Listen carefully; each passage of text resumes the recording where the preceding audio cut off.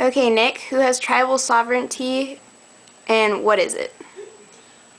Well, tribal sovereignty is when you have the ability to govern yourself. And Native Americans do not have, in particular, uh, tribal sovereignty.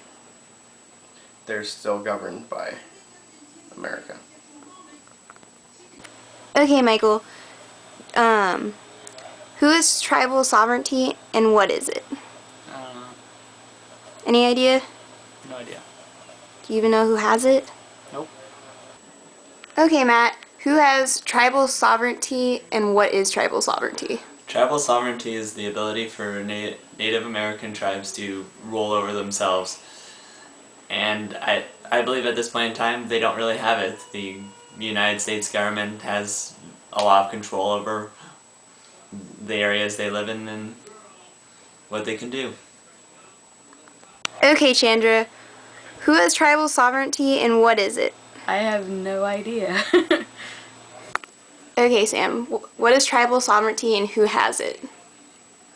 Well, tribal sovereignty is the ability of a specific group of people to have the freedom to govern themselves independently of another organization and to decide the freedom and liberties that they are accorded. I think that all Native American tribes are sovereign of the U.S. government and state and local governments also. Okay, David, what is tribal sovereignty and who has it?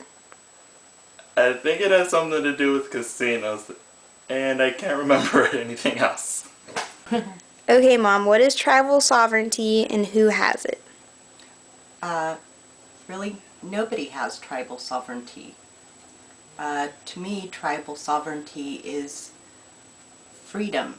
The freedom to not be governed and to live by your culture, your native culture that we once had.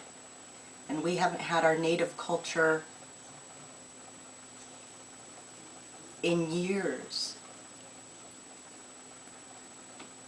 Our native culture was taken away from us the minute that the government started governing over us, and we lost our right to our culture, such as we can't go hunt and gather and put our food on our table anymore.